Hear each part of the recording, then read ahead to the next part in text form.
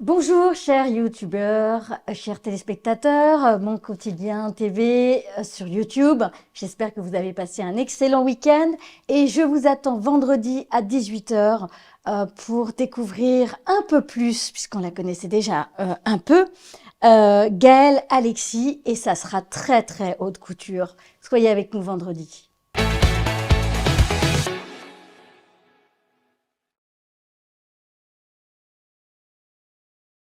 Amis youtubeurs, ça y est, on est vendredi. Heureuse de vous retrouver. Je vous attends ce soir à 18 h pour découvrir ou redécouvrir Gaëlle Alexis. Vous en avez vu défiler des invités, mais celle-là, croyez-moi, vous vous en souviendrez. À ce soir, 18 h.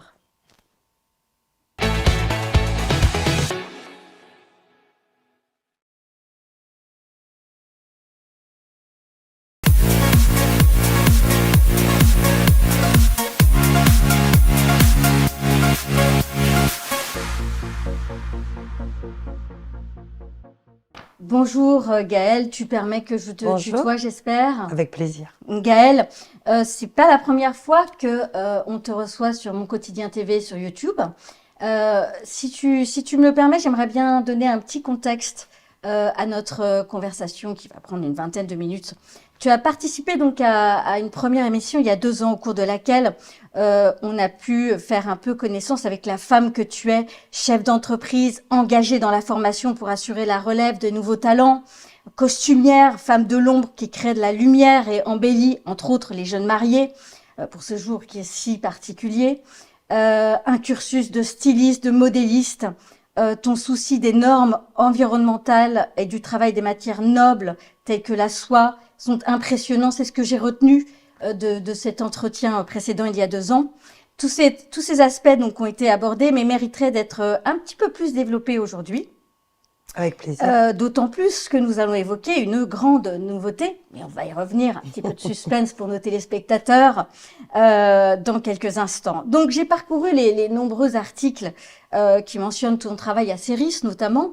J'ai noté au cours de ma lecture de ces articles ta sensibilité artistique au travers de tes créations, de ta dextérité alliée à ta patience et à ta grande passion dans le domaine de la haute couture. Et c'est vrai, ce métier qui exige tant d'investissement comme tout métier d'art et d'artisanat en général. J'ai retenu également de ton interview précédente que tu es issue d'une famille d'artistes et que cette fibre artistique, le jeu de mots, donc coulait dans tes veines depuis ton plus jeune âge, et notamment lorsque tu crées des costumes de scène pour ta sœur vers l'âge de 12 ans, si je ne me trompe pas.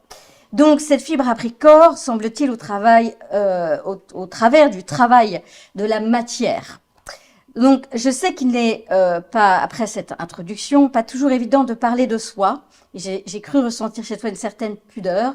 Et dans le mot soi, je dis soit S-O-I et non pas S-O-I-E. Bien entendu, jeu de mots, puisqu'on pourrait en parler longtemps. Je pense tu pourrais nous en parler et partager généreusement ton savoir sur les domaines de la soie. Mais on va parler plutôt du soi. Et je vais commencer peut-être par te demander, parce que j'ai cru comprendre qu'il y avait beaucoup de pudeur chez toi, si tu devais peut-être te décrire en tant qu'animal, quel animal t'incarnerait? Alors étonnamment, le lion. Alors là, pour le coup, c'est très très rayonnant. Okay. Exactement. Et cette rayonnance, en fait, je la mets dans mon travail et au service des autres. Donc ça se résume un peu à ça par rapport à l'animal.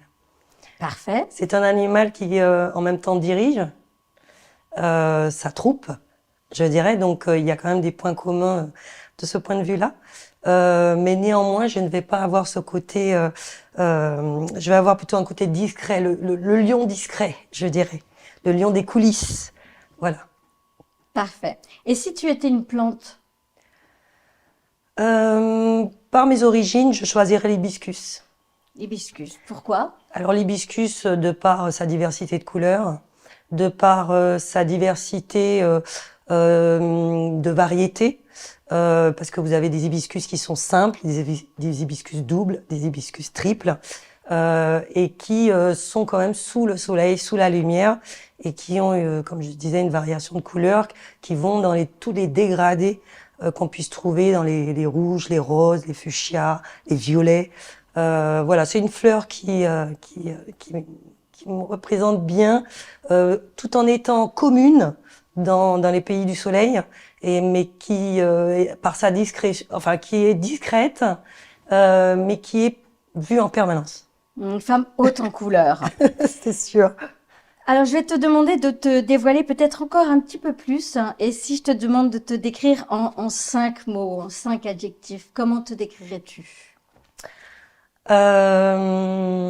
Réservée, timide, ancienne timide, engagée.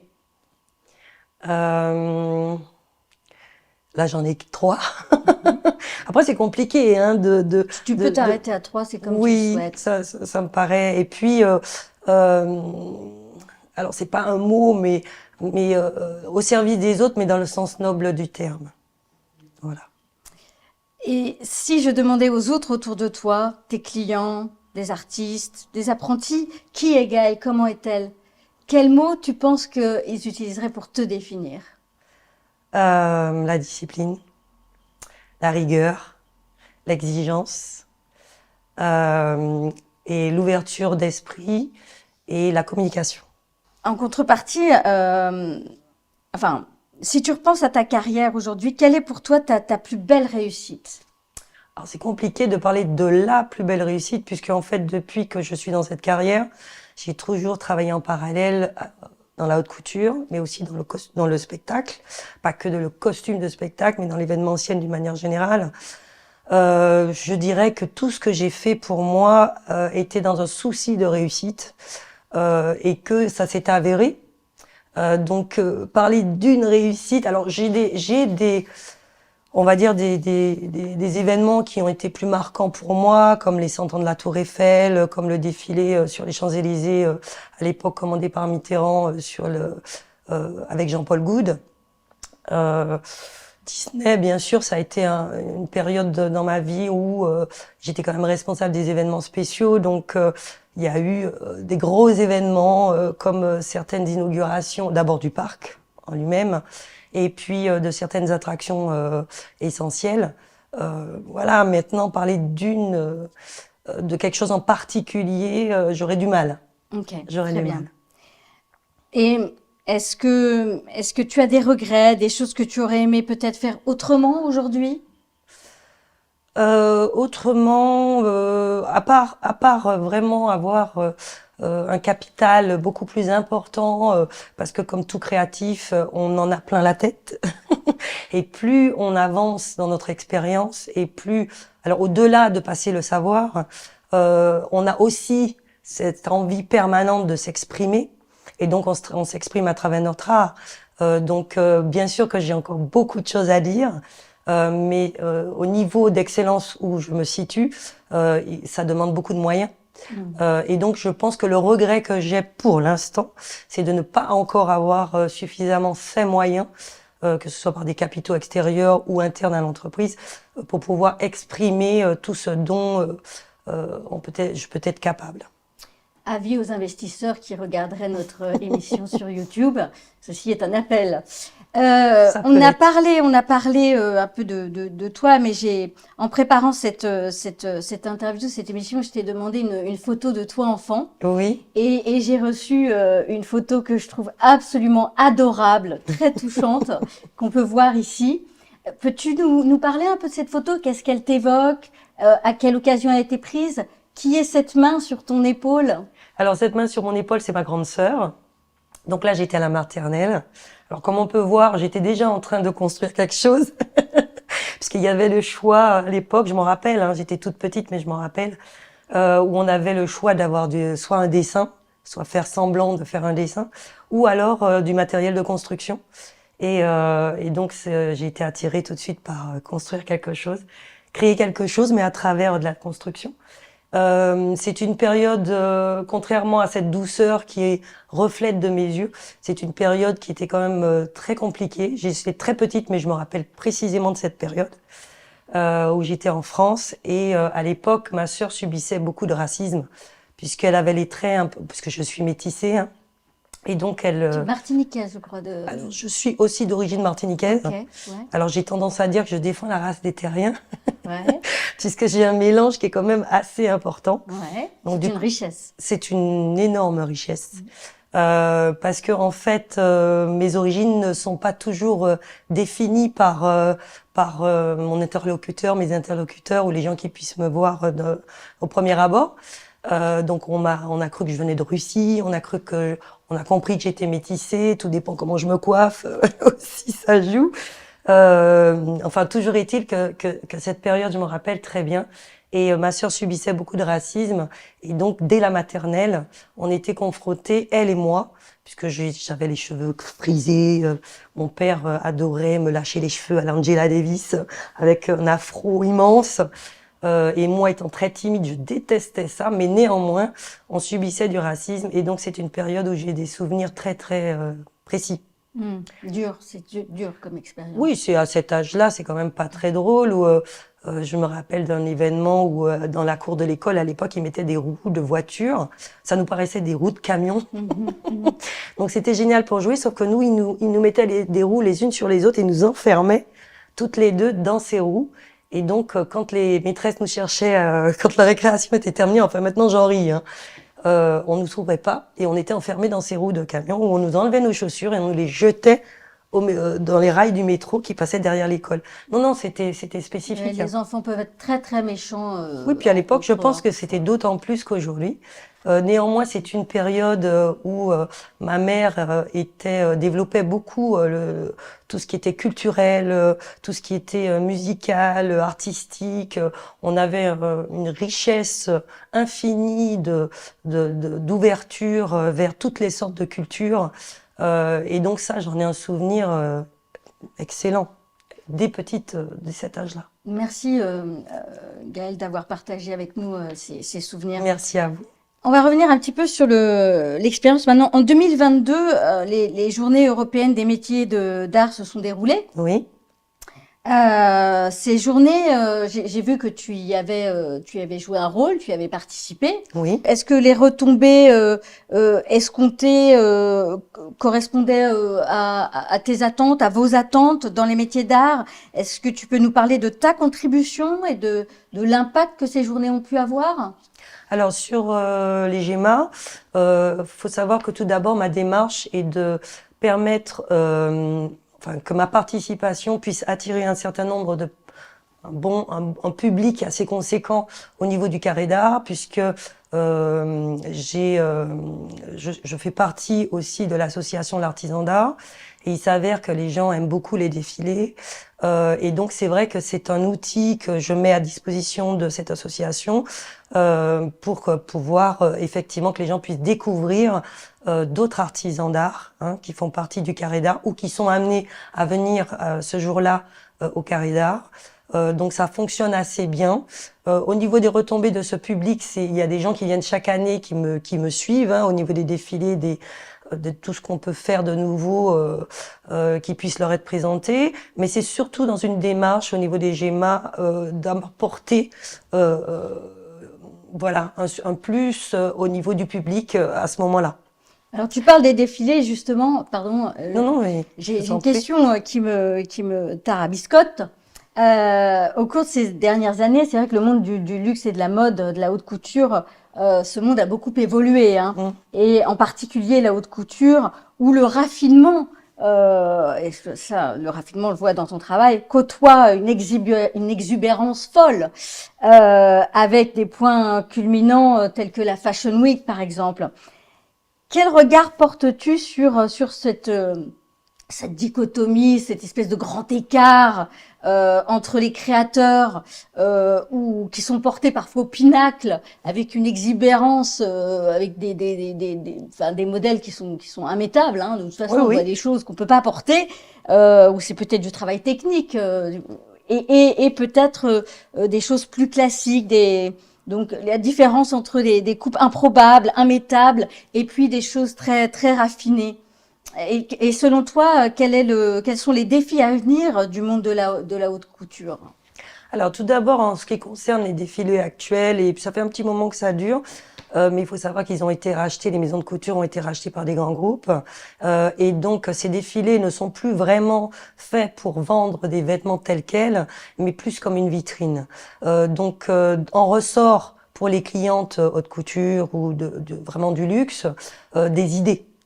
Moi, je me rappelle quand j'étais chez Lacroix, il y avait une comtesse qui, quand elle, suite au défilé, disait moi je veux ce haut-là avec ce bas-là, mais de telle couleur, etc. Donc c'est vraiment des propositions. C'est plus des propositions que des vêtements vendus tels quels ou faits pour être vendus tels quels. Et maintenant, de plus en plus, ça progresse vraiment dans cet esprit où les défilés sont vraiment de pures vitrines pour tous les produits qui vont suivre derrière, à savoir les parfums, les accessoires, etc. Donc c'est plus dans cette optique depuis un certain temps que sont produits ces défilés. Après, à travers ça, effectivement, vont en ressortir des créateurs ou certaines maisons de couture vont du fait de vouloir les promouvoir à travers leur propre maison. D'une manière générale, tout va être un peu exagéré. Hein, mais c'est vraiment dans un but de communication, en fait, de vitrine et de communication. Par rapport à votre dernière question, déjà de se diriger de plus en plus vers des choses qui sont éco-responsables, en sachant que effectivement, heureusement, au niveau du luxe, mais vraiment du luxe, c'est-à-dire de la haute couture et du prêt-à-porter de luxe, non pas comme on l'entend avec des belles matières, mais des confections, des productions industrielles, mais du vrai prêt-à-porter, qui exploitent déjà des matières assez naturelles. Hein. Je pense que c'est la première gamme qui est quand même depuis longtemps dans les matières naturelles qui soit le plus éco-responsable en fait. Maintenant, la problématique, ce sont les teintures. Ça a beaucoup évolué également. Hein. Donc, on va aller vers des pigments qui sont quand même de plus en plus naturels. On va aller rechercher aussi des associations dans des pays en voie de développement pour faire travailler des groupes de femmes pour des tissages qui sont quand même plus naturels. Donc il y a une évolution, hein.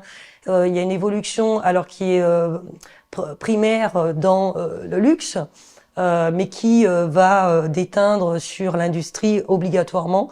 De toute façon, je pense qu'il n'y a pas le choix. Et que ce qui sera proposé de toute façon amènera le public, les clients potentiels à aller vers des choses qui soient plus naturelles, mieux produites, plus proprement également, dans des pays respectueux des travailleurs, et que cette industrie de toute façon est vouée à s'améliorer d'une manière ou d'une autre. Maintenant, plus on va acheter de choses qualitatives, plus on va permettre de développer ces productions qui vont faire que c'est un cercle vertueux qui va s'installer et que je défends moi depuis très très longtemps. Merci, j'ai gardé le meilleur pour la fin. Tu nous as envoyé des photos de toi au travail que j'ai beaucoup apprécié. Si on pouvait les voir, elles sont formidables. Donc j'ai gardé le meilleur pour la fin puisque tu as effectivement une actu à partager avec nous, qu'on a hâte effectivement de connaître. Peux-tu donc nous en parler?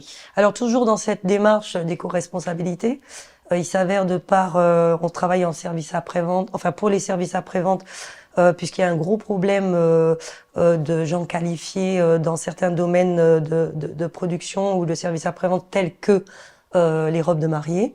Bien sûr, ces robes sont produites dans beaucoup de polyester, beaucoup de matières synthétiques. Et donc, il fallait qu'il se passe quelque chose à mon niveau. Donc, nous, effectivement, on travaillait en renfort de ces ateliers. Et donc, on passe toujours, puisque c'est un service pour les professionnels qu'on continue de faire. Beaucoup de robes dites industrielles et donc ça fait un moment que je me disais, je vois passer ces robes. C'est quand même, faut savoir que on travaille entre minimum 10 robes et 20 à 25 robes par semaine pour ces services après-vente. Et pour moi, chaque fois que je vois ces robes, elles peuvent être très belles, moyennement belles, mais je les vois comme du plastique depuis très longtemps.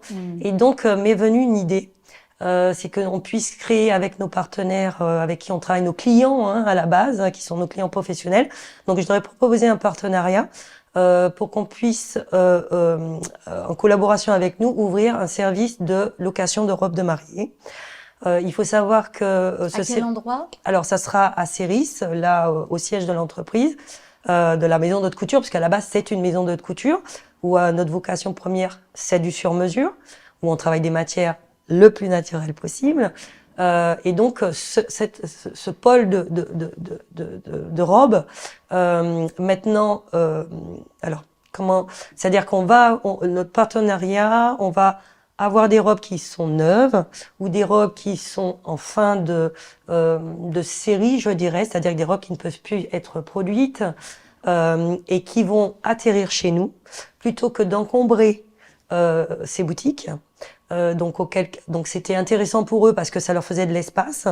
Il faut savoir que les boutiques, une fois qu'elles ont exploité des robes 1 année, 2 années avec les mêmes coupes, les mêmes modèles, sature un peu de les voir tous les jours. Mais en plus, ils devaient se retrouver à quand même passer du temps à vendre ces robes. Donc moi, j'ai proposé qu'elles rejoignent un espace dédié, que non seulement ça leur libère de la place, mais également que ça permette cette démarche d'éco-responsabilité. Donc, pour les mariés, les futurs mariés, ça leur permet de ne pas se retrouver avec des robes qui encombrent leurs armoires, leur garde-robe. Il y aura toujours des mariés qui voudront acheter leurs robes. Donc, on a créé ce service avant mariage, donc pour la location simple, après mariage, où on peut permettre à des mariés d'amortir ces robes en partie, voilà, et puis voilà, ça permet que une